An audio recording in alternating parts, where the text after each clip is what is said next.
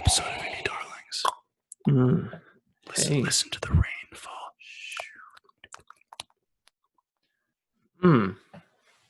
What good ASMR we do? You're welcome. So go ahead and zip up your pants and listen up. This is our 10 subscriber special, Indie Darlings. Count them. 10. We actually have 11. So Oh my god. It's overkill. That's so many. Couple special things with this episode. 10 subscriber man bun. I was thinking about this. Interesting feature, because in all likelihood, this will make us lose anywhere from 3 to 4 subscribers. So we'll have to do another one of these. And I'll have another man bun. I'll be stuck in an infinite loop. Okay. So we're not going to get about 10 ever. I think 8 to 12 is our sweet spot. That's our sweet spot. So the man bun is perfect for perpetuity, that. Yeah. I was going to ask what the future incentives might be. 50 subscribers, mohawk. 100 subscribers, bald, probably. Oh. Somewhere in there. Perm. Yeah, maybe save bald for a little bit later on. But I have a new segment for the 10 subscriber special. The God. Darlings respond to comments. Notice the singular comment, because we usually average about 1 comment. And it may or may not be ours.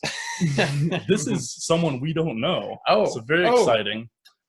Porridge Philosophy commented on our last video, the High Life video. Check it out if you haven't already. It's great. He or she says, "The episode was great, but I continue to be distracted by those awful heads behind you." Thank you so much, Porridge Philosophy. We hear you. We're going to do our best. And if we do know you, we're sorry for not recognizing your name. We listen to our viewers, and we cut the number of awful heads behind us in half. If that's not a good compromise, I don't know what is. I hate to nitpick, but it would have been great if you could have cut the heads in half and just put 2 half heads. Yeah. Next time. Technical difficulties. So Porridge Philosophy, let us know if this is okay. Yeah, drop another comment. We could cover up its eyes for courtesy. Yeah. We just want you to be comfortable. Style it with a more, current hairstyle. Possibly have it mirror what you're doing for that episode. Ooh, that's a possibility. Make that work. Okay. Grayson, thank you for coming on as a guest. I was afraid I was going to have to do this one alone.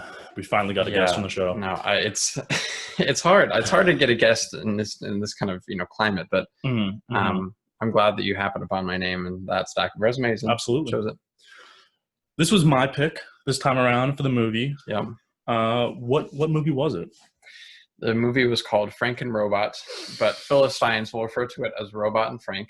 That's us. That's us. It's a movie about a geriatric old man who has... geriatric old man, I don't think you have to say. I don't think there's a more oxymoronic oxymoron. How about infantile old man? Because that makes more sense. I think I was going for senile. Okay, yeah. Diminishing memory capabilities. That's kind of the trademark of his character.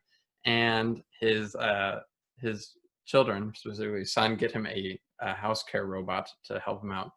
And he eventually learns that it doesn't have a true sense of law, and uses it to commit cat burglaries. Cat burglaries, is that a term? Or just cat burgle? He uses it to burglaries, yeah. To cat burglarize homes. To burgle. To burgle. I burgle, you burgle. Yeah, to burgle a pompous. I think you should probably be hired in the future to write all IMDb summaries, because you're already better than... This is actually not a bad one. I thought you were talking about geriatric old man. No. That was pretty good. But for no reason, I'll still read you the IMDb one. Good. In the near future, an ex-jewel thief receives a gift from his son, a robot butler programmed to look after him. But soon, the 2 companions try their luck as a heist team. Ooh. That's better. That's better than what we've had in the past. Yeah, it's a lot better. But it also makes it sound like that robot is it sounds like, they're back to back, partners, where the robot's really just trying to make sure he has, he's doing healthy stuff. But there's a power dynamic that may be unhealthy. But we can talk about that. Yeah. So as Grayson mentioned, Frank is our old man with presumably Alzheimer's. He lives in upstate New York. His son lives somewhere kind of nearby, and every weekend he has to make a 10-hour round trip drive just to check in on him. and he's a lawyer. He has a family of his own. That's becoming just a lot to do. His daughter is in Turkmenistan.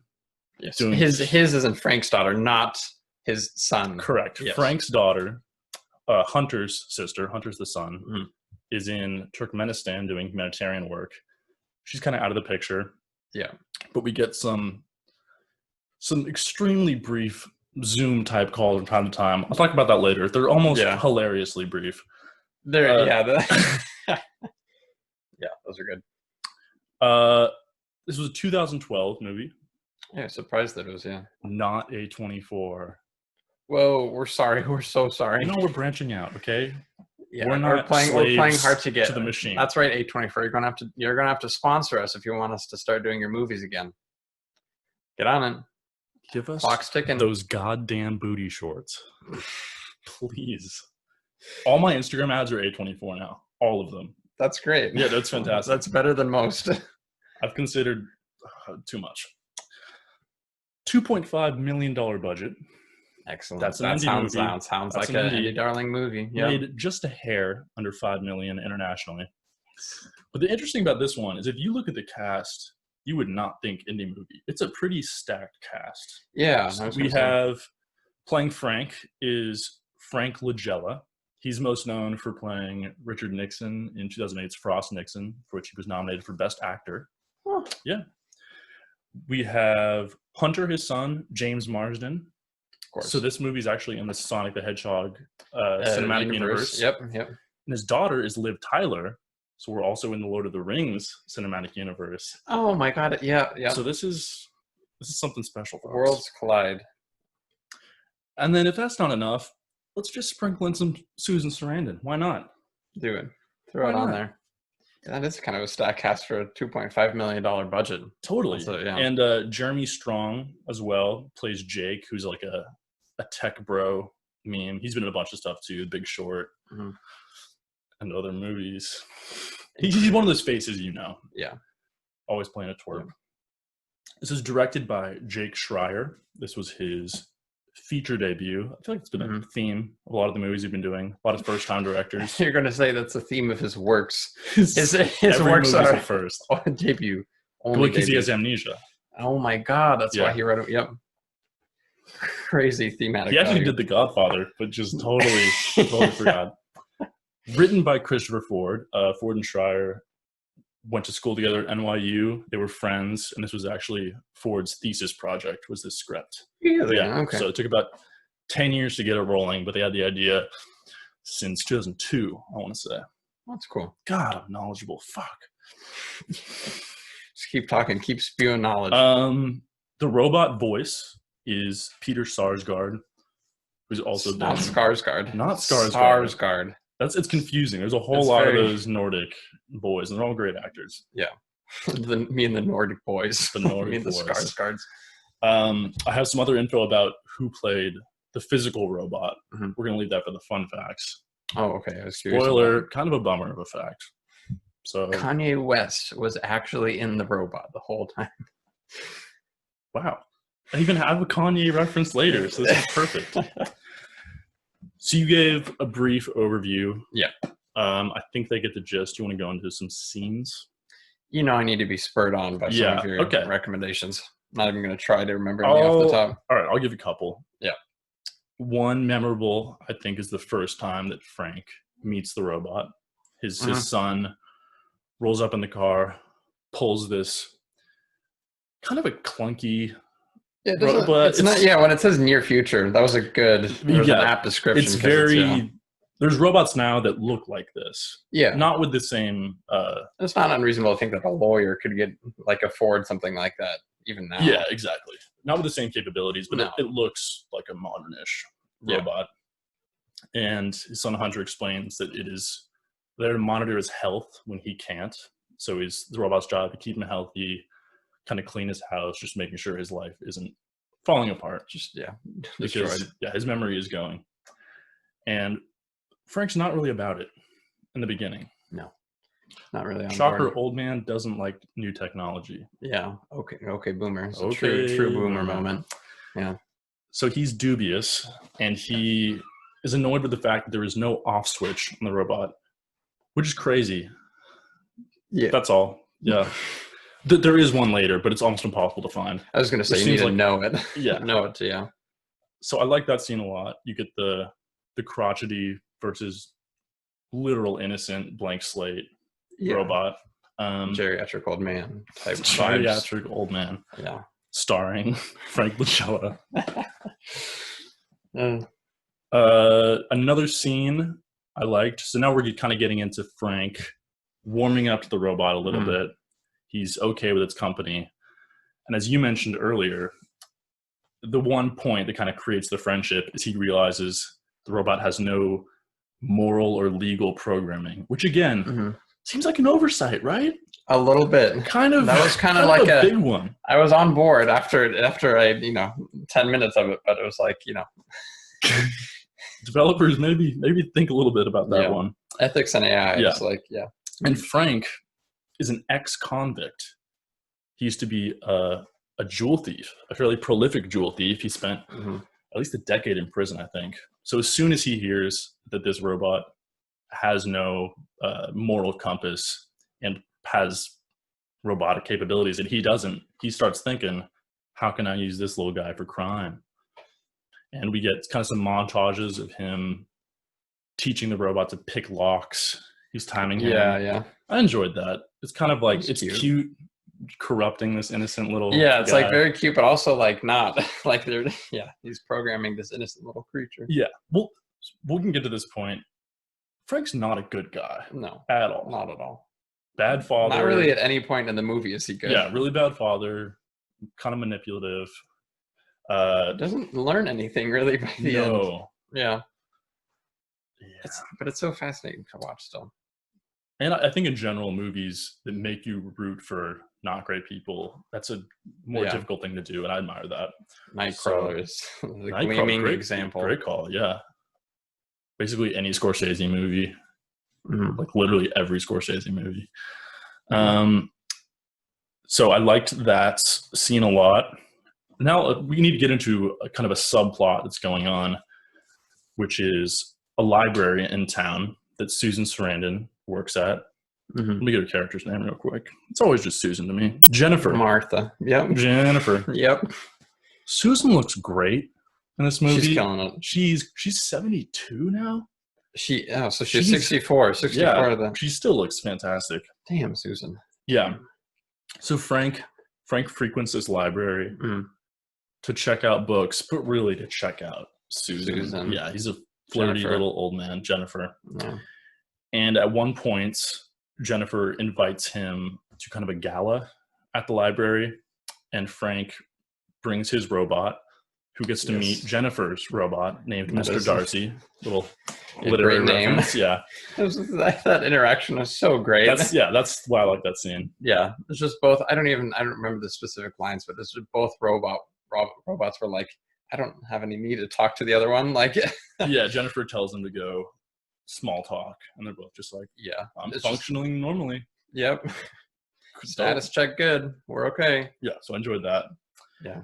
Do you want to maybe go over the first heist at the library? Oh, yeah. It reminded me also, I'll just go over a scene. I guess it's two scenes in a row, but just the way the beginning of the movie is set up, thinking about that versus the ending is like such a great difference. Because the first scene is Frank like robbing his own house, but you don't know it, right? That is his own house, right? I'm totally lost, if I'm going to be honest. The first scene? This. Yeah, the first... Tell me the first scene. The first scene, you kind of see this, like, this old man, this geriatric old man in his house, or in a house, and you see him, like, rifling through stuff, and you, like, you're concerned, because there's this really, like, weird tension music, but it's also not too serious. And he's just rifling through stuff, taking, like, valuables and whatnot. And I forget exactly how it ends, but then I think he wakes up the next morning in the house and realizes that it's all messy, and is like, oh, okay, that I was robbing myself last night. And that kind of sets up an idea for the rest of the movie, which is that the reason Hunter has to come so often is like partly because his dad's house is just so cluttered and like in a mess, because I think these fits of stealing from his own house are frequent. Okay. Yeah. This is why you're the film student. I didn't even pick up on that. But we do get the sense that he has not left his kleptomania behind. He has a vice. He goes into stores and takes just random stuff. Yeah, and I was going to say the scene after that, it's like, yeah, he robs his own house, and then he goes outside, walks through this, like, you know, heavily forested path or like highway to get to the town, steals some stuff, tries to go to a restaurant he remembers, and it's like so brutally disorienting because you don't know like where home is for him, and you don't know like what he's doing and like, or like who's keeping him sane, and you're just like, he's a very vulnerable character. Absolutely. So that's how I think that's how they get you to feel empathetic for him. Yeah, I think you're right, at least at the beginning. But yeah, I thought that was a really good intro. I'll mention the scene I just mentioned, then you can mention the library heist. But at this gala, they're also casing the joint. Frank and the robot are scoping out the area because this library will not be a library soon. No. Jake, the tech bro we hate, he's got a whole new plan. They're putting everything online in digital format, and they're turning the building into like a community center. Yeah, I never understood exactly what they're trying to make, but it's like the library of a future or something like that. It's like it's more like a museum, like an experience of what it was, but you don't go there to get books, really. Gotcha. But Frank, who's trying to woo Jennifer a little bit, is planning on stealing the oldest, most valuable book in the library, which is Don Quixote. Yes, because we'll never pronounce it the correct way. Don Quixote. Oh, you did it. Wow, okay, we did it. 10 subscribers special. Congratulations to all of you for hearing us pronounce Quixote. Would you like to describe that first heist? First heist into the library. Yeah. There wasn't anything else. My father's outside fixing the fence. We should call him in, actually. We should. We get a guest star. Yeah. But so yeah, he's kind of badass when he enters the library. He gets the black spray paint. You know, covers up the security camera, and then it's like, you know, like a patio door. So like there's not really much in terms of security other than that camera. But as soon as they get in, there's like still that back and forth where the robot's trying to make sure it's a mentally healthy exercise for Frank, which is just so funny. Just like, you know, to see both of them trying to accomplish completely different things. Right. We should mention the only reason the robot agrees to this is Frank convinces it that this is beneficial for his mental health. Yeah. So eventually the robot's like, okay, I'll be your accomplice as long as this is keeping that brain of yours healthy. Yes. And so they successfully get the book. I'm trying to remember, does the robot do something else during that? It's doing its own thing for a little while. I think you're right. It's kind of wandering around. It also has to help Frank out because Frank has another episode where he doesn't know where he is. It reminds him, there's a great line. I have it later, but he like turns to the robot and he's like, "Why are you wearing a space helmet? Where am I?" Yeah. So he just doesn't even know what's going on. Yeah. But that's, I guess, kind of going back to the thing we were talking about. It's like, that's when you know the robot's like his home or whatever. Like it's the thing that can remind him or like keep him in check. Yeah. So successful. Good boy. Heist good number one. They formed their crime bond. But at the very end of the heist, Frank forgets his reading glasses. That fool. Why did you even bring him in the first place? You're not reading the book. You're stealing a book. Dingus. It's almost like he has memory problems. It's just so obnoxious. Yeah. So he left evidence. Make me feel bad for criticizing his burglarizing. He does leave evidence. Yeah. And simultaneously, as Frank and the robot are planning their next heist, the big one, because it's just a book. We need jewels. Yeah. The book is sentimental. We need something physical. You can't do anything with a book. No. It's purely ornamental. Yeah. But jewels. It's a lifestyle. So Best we get value per ounce. Good quote from the movie. So as Frank and the robot are casing their next joint, which happens to be Jake's home, because they both hate Jake. Pompous Silicon Dollar jewels. Silicon Jake. Yeah. Meanwhile, Jake finds the glasses, and he's trying to piece together what's going on. Very quickly, zeroes in on Frank as the culprit. Almost like unnecessary. Like, it is clear that it's Frank, but probably not that fast. But I think he's just trying to find the solution. Or he took it personally, I guess, is probably a better explanation of that. Right. So Jake's enlisting the local sheriff to kind of intimidate Frank, try to get in his house, prove his guilt. Yeah. Well, he's trying to get him to arrest him. Like, he's not even trying to, like, trial by, court or whatever. He's just like, arrest this man. I know he did it. Right. So we get some drama rationing up. The stakes are getting higher, and then we get the second heist. Yes.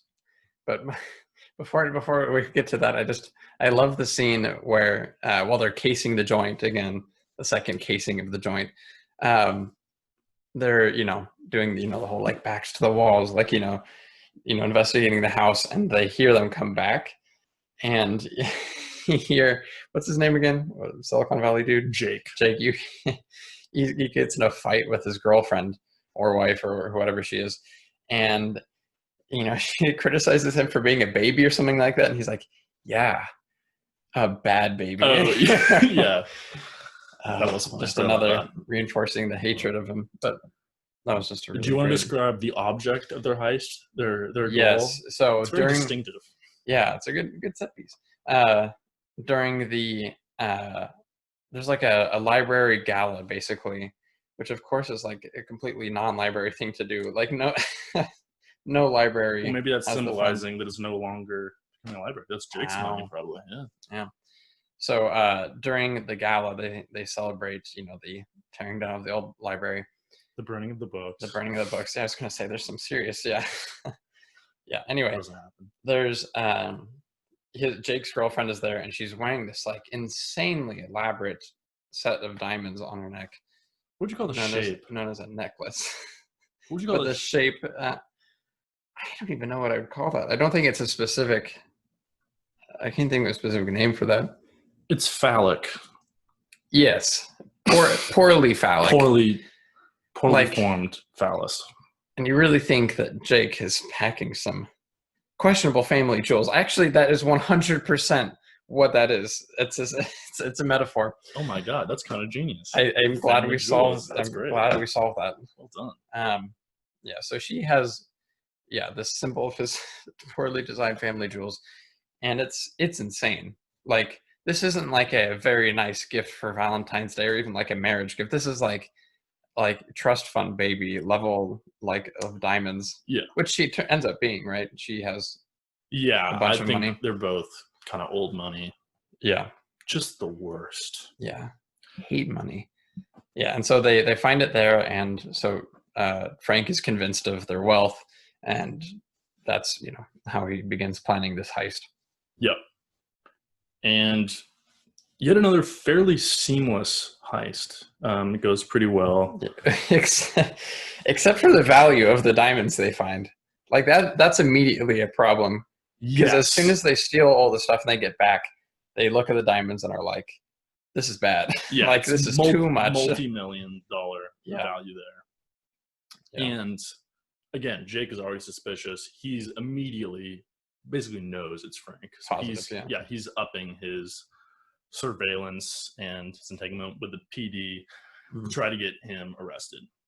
Yep. Which leads to probably the climax of the movie, another scene I liked a lot.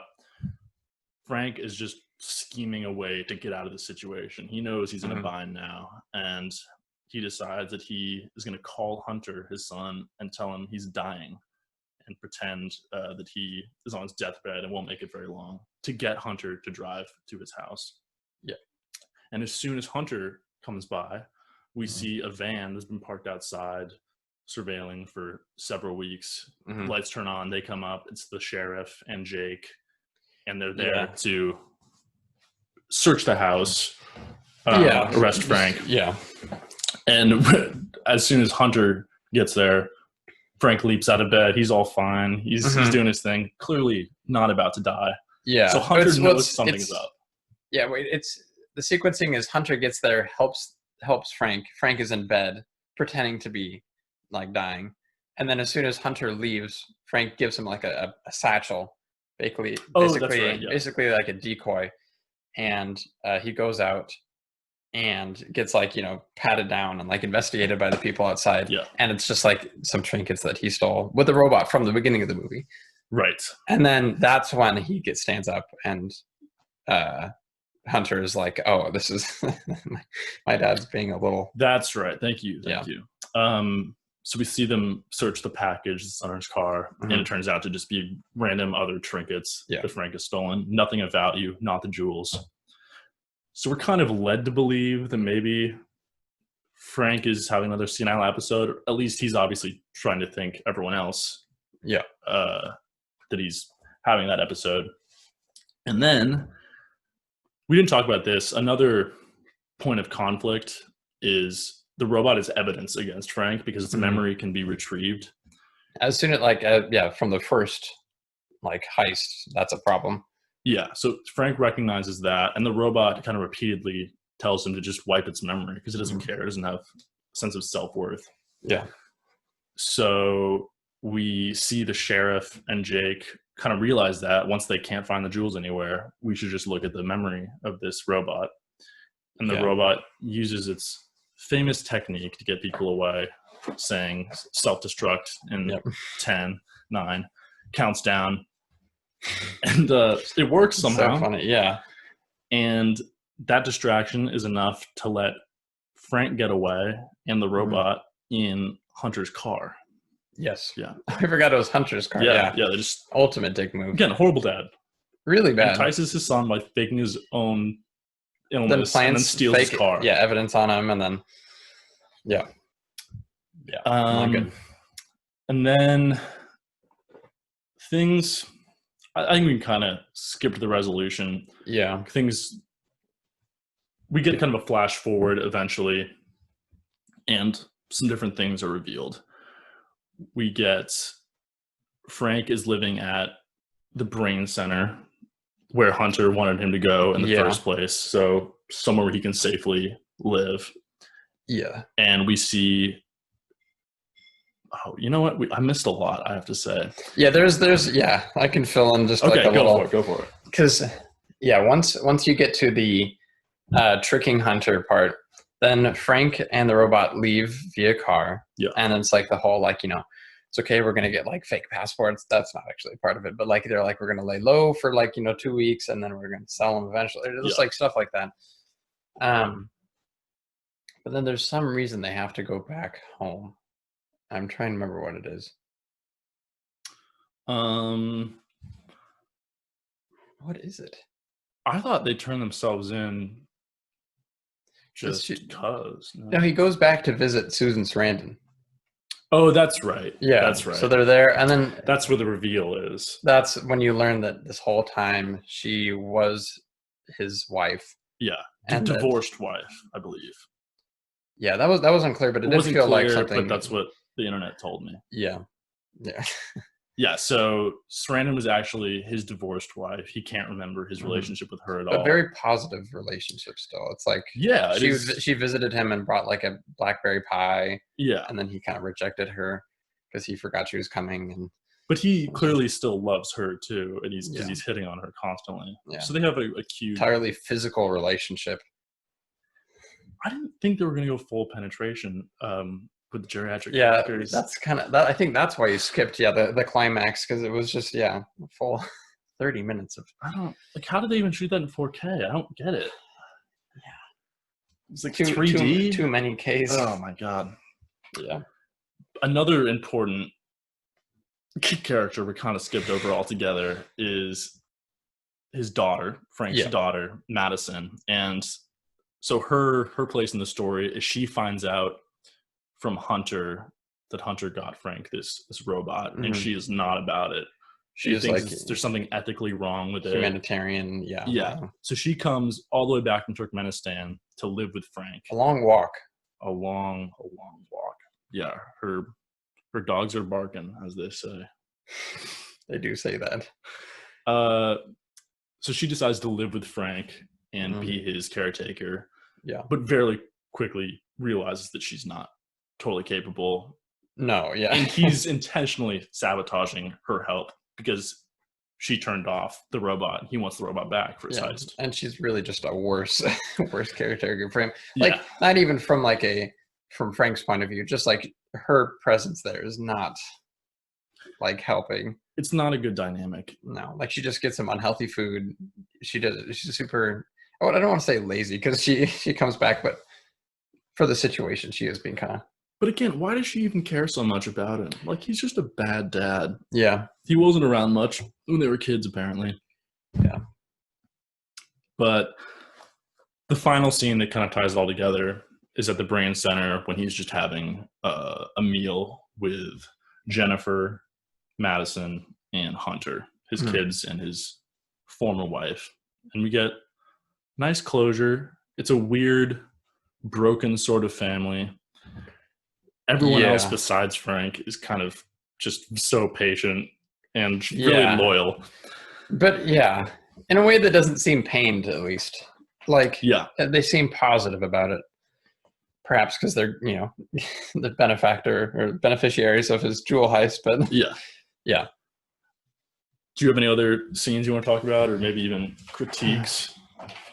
I was just, it reminded me, just talking about the ending, about like how it's so weirdly structured, because like the reason we skipped over, not like the specific reason we chose to skip over, but the reason we inadvertently skipped over his daughter, what's her name again? Madison, is because it's so not like she didn't play into any bigger you could scheme. Take out her parts and it would probably still function. In fact, you could take out most parts of the movie, which is crazy because it's 89 minutes. It's a really short film. It's pretty tight.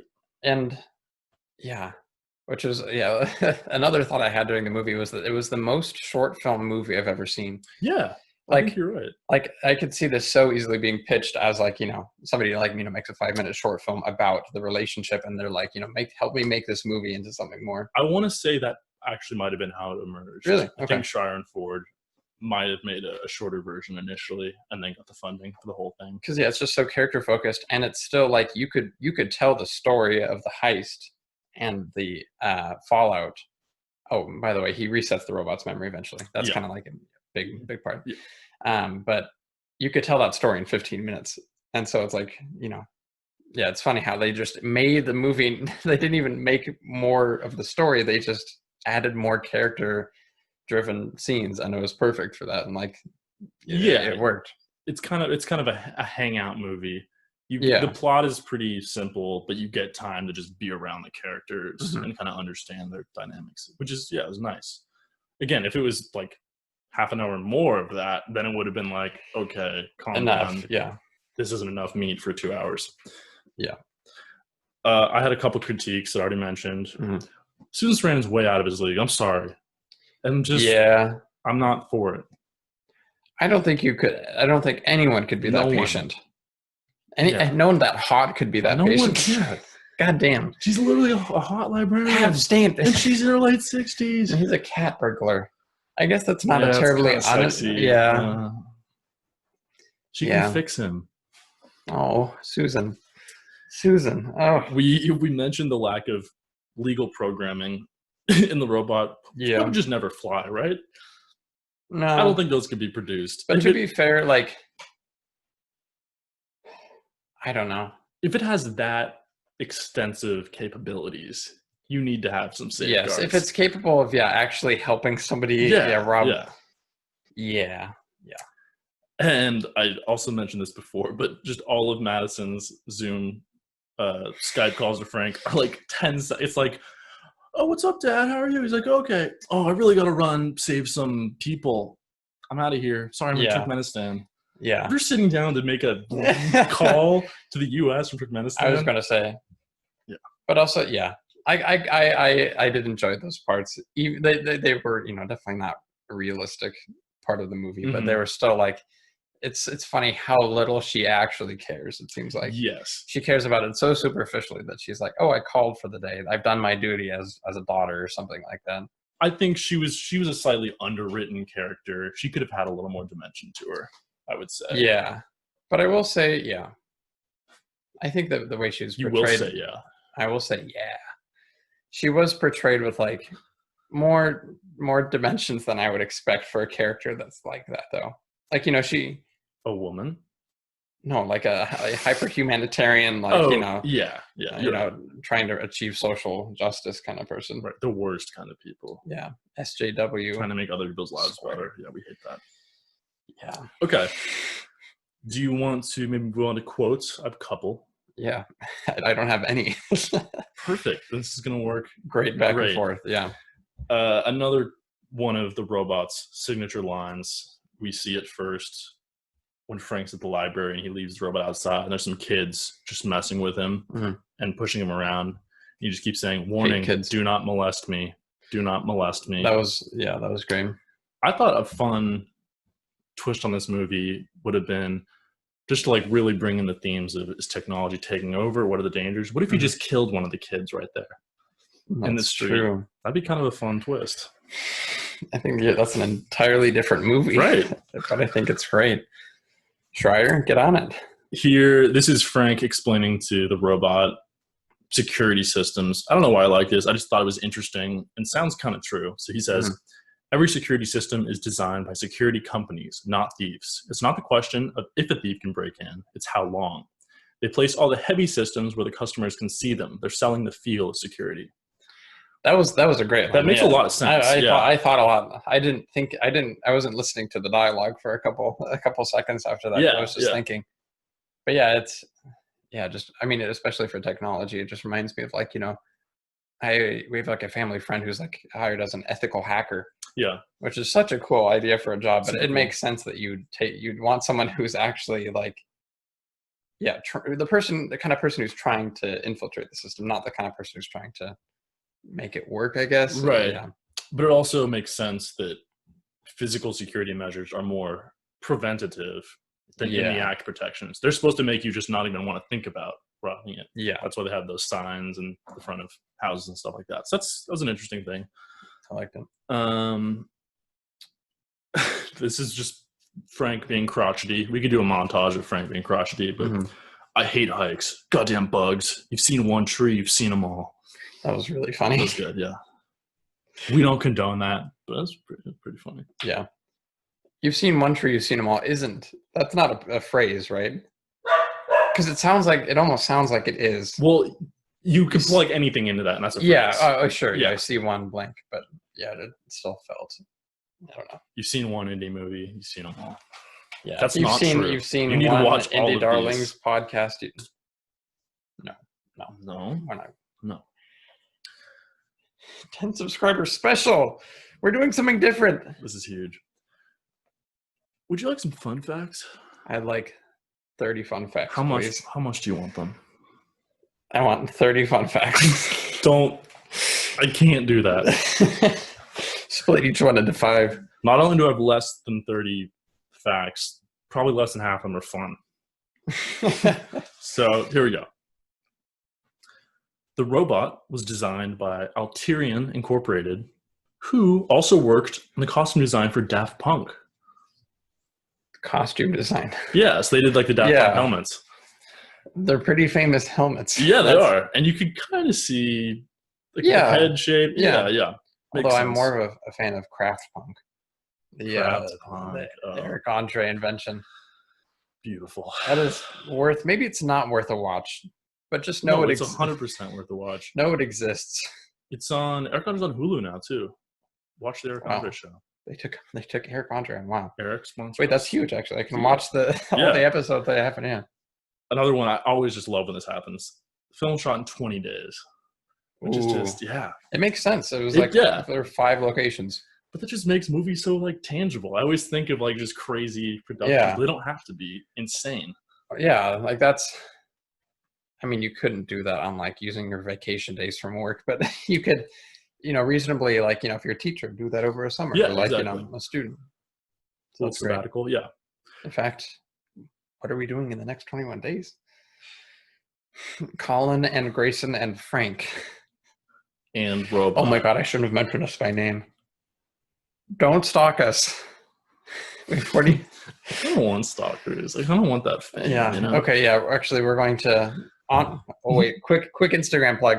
Indie Darlings _podcast. We're going to release our stalker applications. We're taking probably 2 for each of us, I would say. And we might even have a post soon.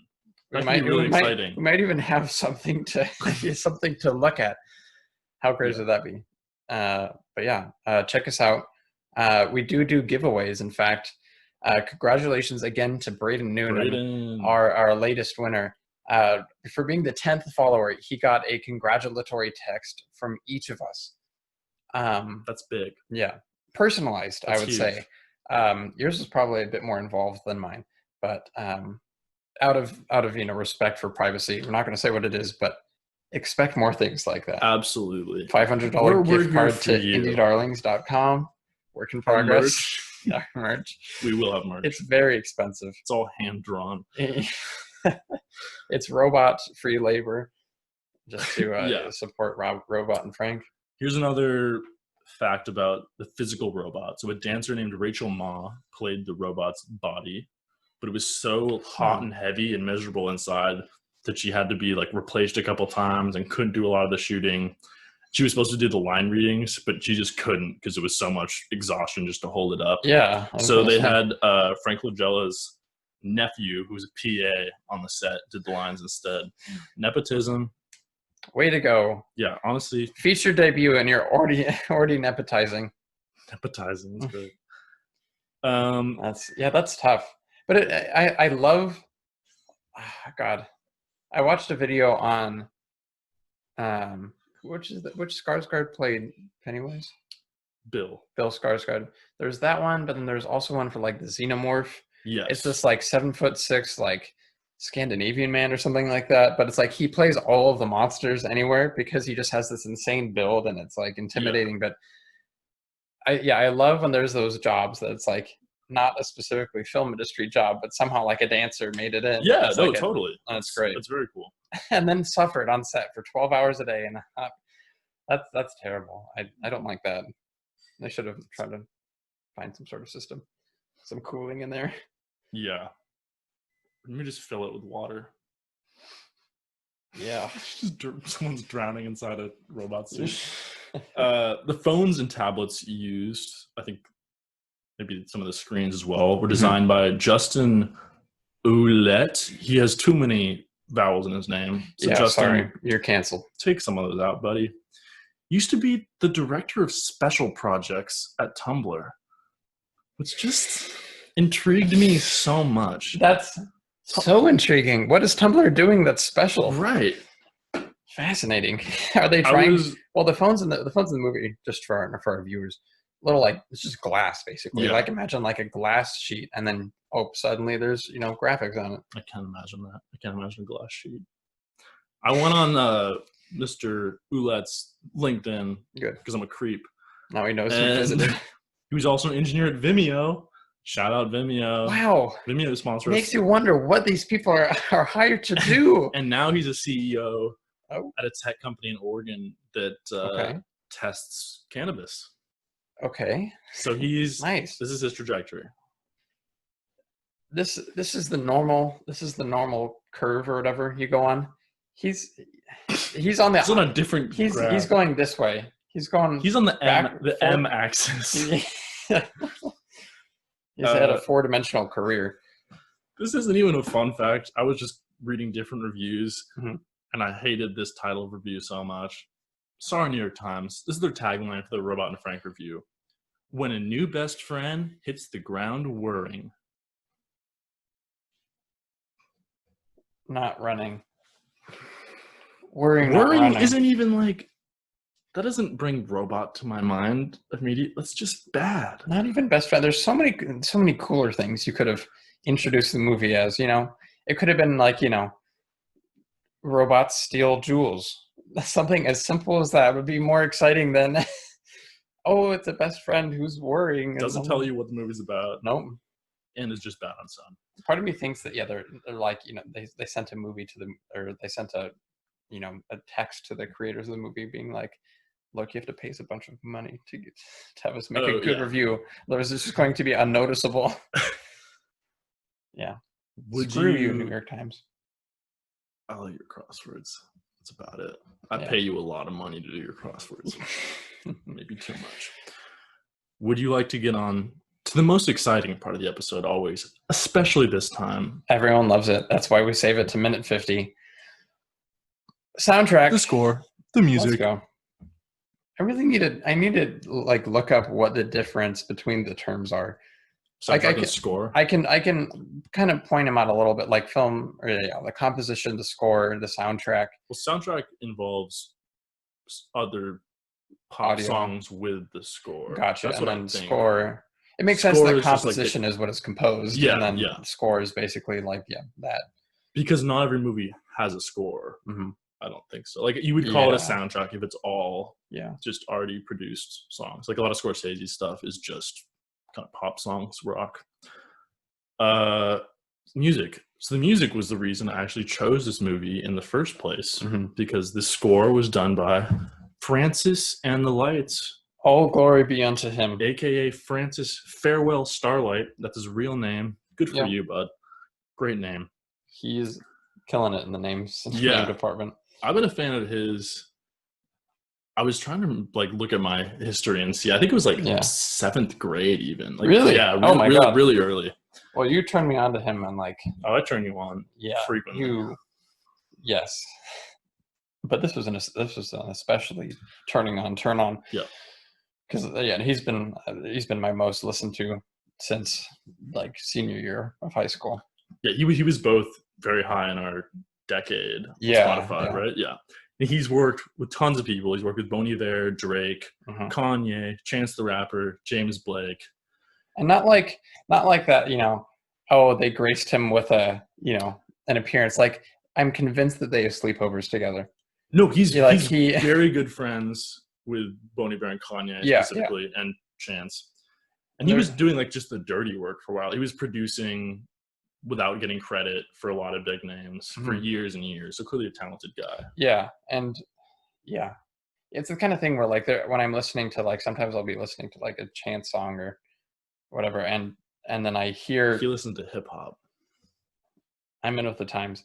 And then I hear his voice, like there's like a little bit in there. Yeah. There's just like, and it's just constantly reminding that it's not just like the one-off songs that he's, working with these people on. It's like he has a very distinctive electronic style influenced by some R&B, but also like Phil Collins, some 80s. Yeah. Well, his voice is just Phil Collins' voice. Yeah. He invented the Prismizer, which is I don't even really know what it is, but you can make your voice do crazy things in real time. Imagine this is your voice, and then it goes into the Pink Floyd prism, that logo, and then it just splits it into beautiful chords. That was a good way of describing it. Well done. And another thing, we also mentioned this once you found out that it was Francis. Yeah. You would never know it's Francis and the Lights if it didn't tell you. It doesn't sound like him stylistically, which kind of points to his talent more. Yeah. Yeah, no, it just fit the movie perfectly, which I think is, just a huge testament to how talented he is. But yeah, it was, I from the first song that was played in the movie, I was like, ooh, like I'm going to add this to my list. And then, when you told me it was Francis and the Lights, it didn't make sense, but it was also like, oh, that's why I liked it so much. Yeah. Because it's, you just did a good job. I like it because it's good, is the summary of that, that idea. That was his first movie soundtrack, and he hasn't done any since. It's really disappointing. Another one. The problem, it's so sad because if I ever, if I make a movie, I want him to do the soundtrack, but I also want to do the soundtrack. I guess we'll have to team up if it ever happens. That's a dream. Yeah. This I just randomly stumbled upon, which kind of makes things make a lot more sense. Jake Schreier, the director, used to be a supporting musician for Francis and the Lights. Really? Yeah. Oh my God! Wait, that's totally He directed most of their videos and produced one of their albums. Oh my God! So like they go way back, and that was that's great. That was his guy from the beginning. He knew he wanted Francis to do the score of his movie. That's really cool. Yeah, I thought it was very cool. Also nepotistic, but that's fine. No, it's not. It's like, I know this guy's talented. Yeah. Was it called nepotism with friends? What would that be called? Friendism? I'm coining the phrase right now, friendism. Mark it Actually, down. Graysonism. I just want to put my name on it. That makes it sound like I'm the one specifically if you give Grayson a job for illegitimate reasons. That's Graysonism. All right, I'm about to submit it to Oxford and Urban Dictionary. the two powerhouses. Yeah, one is pop culture, one is ancient culture. Yeah, ancient culture. Mm-hmm. Okay. Dating all the way back to the 1600s. So that's all I have written down. Do you have any points you feel like I missed or tidbits you want to get in there? Well, I meant to do this earlier, and it's a portion of this show that has been requested by our confounded viewers on like a couple occasions. But it's just a quick recap of what actually happened in the movie. Sure. We do tell it in a very segmented way, but also it's a very segmented because movie. Our brains are bad. Yeah, we got bad brains. Or perhaps they've achieved a different level. You know, it's the same thing. It's on the M-axis. Our brains go a different direction. Right. But beginning of the movie, you meet Frank. You see him be like really lonely and curmudgeonly, and robbing his own house. All that. Kids come visit. Strained relationship. He gets the robot. Doesn't want the robot. Eventually learns, kind of in a manipulating way, how to make the robot suit his needs. And so it's not really, Again, the 30-minute sex scene. Yeah. Schreier. Don't know what that was. But anyway, it's so unhealthy the way you see him manipulate the robot. But it's also like the robot is okay with it because it's a non-human person. So this weird relationship develops. They steal the book from the library. He has to condense it even more to allow him to do the second heist. They go on the second heist, steal it. Gems are too much. They're worth too much. They're concerned. They have to deal with the police. And the police just kind of stake him out for a while. And eventually they're like kind of closing in on Frank. Yeah. And he knows he has to delete. You kind of know it's a ticking time bomb that the robot's memory is going to have to be erased. Right. And I didn't think about it until like an hour ago, but like the parallels between his memory being like so messed up and the robot's memory being erased. Absolutely. It really provided a moment for him to become a human and be a good person by not erasing it. Of course he does. After a long drawn out, 10 sequence where they go out of the house, they go back. Yeah. And then just kind of flash forward. The robot's very okay with it though. Yeah. But it's like, we're not okay with it. Sure. Because the robot's the most likable character. Yeah. Well, you just want to see him develop as a character, and he really doesn't. Right. So, yeah, there's kind of the story in a minute. That's perfect. Thank you for that. Would you recommend this film to a friend? 100%. How about an enemy? No, I wouldn't want to talk about this with my enemy. How about a lover? Oh, yeah, absolutely. How about your dad? Yeah, I do that too. Okay. This is the kind of movie where it's so relaxed. I think that was another part of the score that I really liked, is that it captured both it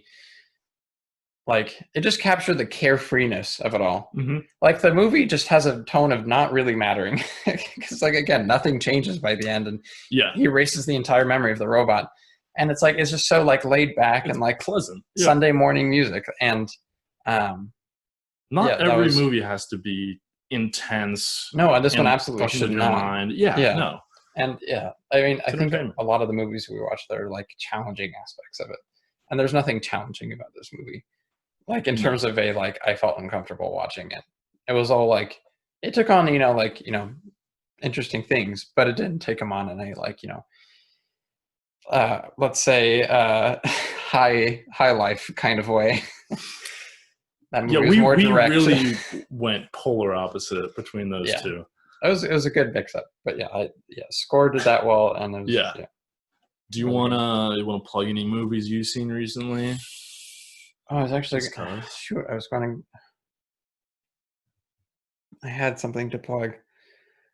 Do you want to plug our guest in the future? Oh boy, yet another.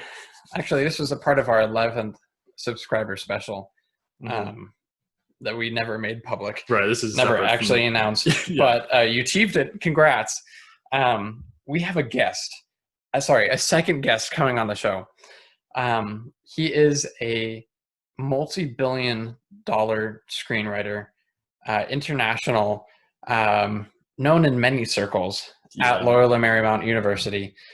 His name is Nishanth Ramasubramanian, and he is one more time with emphasis. Ramasubramanian. Probably not saying it right still. But he has expressed his love for the show and is willing to come on it, which is all we can ask for, really. And so we're still in correspondence with him. Yeah. Our people are in contact with his people, I would say. And we're hoping to get him for the next episode. If not, it'll probably be in the future sometime. But something to look forward to. Yes. We know you're tired of our white faces. Yes. This will be very fun. I don't know if I can handle 2 guests, though. That's a lot. You're already going to say, yeah. Thank you for trying to manage me. Unsuccessfully, but just your trying. Ego. Yeah. Yeah, so there's that. It's very exciting. We're super excited about that. I think there was a score I was going to plug, but you can just plug scores generally. Yeah, scores. Go listen to them. Music. It's great. Yeah. I guess I'm working on. I'm working on an album of cinematic music for not a specific movie. It'd be cool though to just take a movie and rescore it. Yeah. But this is just it's like a standalone cinematic music, but it's telling its own story instead of trying to accompany anything else. And I'm working on it, trying to work on it. That's very exciting. And yeah, hopefully I'll have something. I'm having you listen to it. I'm having a friend from LMU listen to it at some point. Goal is to try to get it out by the end of the year and have a website running. Okay. My goal for my school is also end of the year. So that's great. That's great. And only one of us can accomplish that. First one to do it wins. The other has to discard all of their work. And you get sole ownership of the show also. Yeah. All creative rights to future intellectual property that you write. Yeah. It's tough stakes. My one indie plug that I saw recently, Prospect. It's a low budget space movie starring Pedro Pascal, who I just love so much. Mm-hmm. It's a really interesting space prospecting movie with a precocious daughter and this complicated older man figure, Pedro Pascal. Mm-hmm. I don't know where you can find it. I found it on Canopy. But give it a watch. It's really, really good. Okay. That's good. I feel like I've heard of that before. And space movies are always good. Oh my God. Great. I'll watch any space movie. And I did remember finally what I was going to plug. It's a narrative video game called Papers, Please. And it is, first of all, it's capable on running pretty much any device. If you have 3.5 gigabytes of RAM. A lamp? Yeah, a lamp could probably run it. A potato computer. But it has managed to do something that I thought was impossible, which is make verifying documents a entertaining game. Because the structure of it is that you play as it's like pseudo-Russian, but different time, alternate world. And you are a immigration control operator. And you're looking at people's documents and determining whether or not to send them through. Oh. And every time you mess up and improperly let someone in or deny them, you're assessed a fee. And so essentially the idea is you have to be as correct as possible to support your family, because your son can just die if you don't have enough money. But then at the same time, people will be thank you for letting me in. My wife is coming in right behind me and she doesn't have the document she needs. And you're like, well, shoot. So it's weird how fun it can be. Yeah. It's just proof that you can really make anything into a game as long as it's challenging something in you. And so I feel like I'd be remiss if I didn't mention the biggest game release of this year so far, Murder Burger. Murder Burger. We're plugging so much in. I know. For those of you who are still here, I participated. And for those of you who haven't heard about it, it's been everywhere. Kind of a big deal. You read it about it on New York Times. I'm trying to think of a terrible caption to give it. But I recently participated in a game jam, which is something that surprisingly people have not heard of. But I hadn't heard of it, yeah. Basically a video game making marathon where you get 2 or 3 days to design something from scratch that pertains to a theme. And our theme was out of control. And so what we made is a cooking simulator, flipping burgers and putting together, you know, burgers. We only have burgers right now, but we put together something like that. But it's in a haunted house where the ghosts constantly mess up everything you're trying to do. Sounds like a whole lot of fun to me. It's electrifying. It's great. And it has gotten to the point where you can compete because there's a score system that. Oh, nice. Yeah, so try it out. Go look up Murder Burger on itch.io. Great game playing platform because they don't charge any fees for developers putting games on there. So way to go, Itch. And yeah, check it out.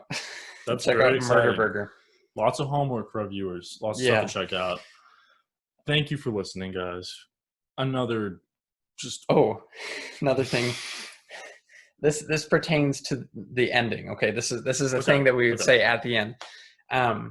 Thank you for making it this far. If you made it this far, we have so much appreciation to express to you. We got a unhappy letter from a viewer who made it all the way to the end, and we kind of took a dump on people who watch the whole episodes. Yeah. And so we love you guys. We're so happy, and in fact, we secretly hate everyone who watches only a portion of this video, but only you know that. Don't quote us. Hey, real fans, drop a comment down below. We'll respond to it. And only one, though. We can only respond to one. Only one. Video. Yeah, our manager doesn't let us do more than that. Also, if you want to be our manager, send an application. We'll put some Google Forms up, I'm sure, soon. Yeah, absolutely. Yeah, but thank you, and we'll catch you next time. We'll see you next time. Bye.